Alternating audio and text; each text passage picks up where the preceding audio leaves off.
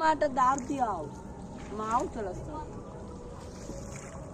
ওই যে একটা ভিডিও তো ভিডিওটা আমার মা তুমি সেন্ড করবা নে হাই গাইস, দেখো আমরা ঝিলে নেমেছি। আমার বর নৌকা চালাচ্ছে। ওই যে পদ্ম ফুল গাছ। এই নৌকাটা ভালো হয়েছে, ছোট নৌকা। হ্যাঁ, চলাফেরা করতে হবে। ওয়াও কি সুন্দর দেখো আকাশে মেঘে ভর্তি।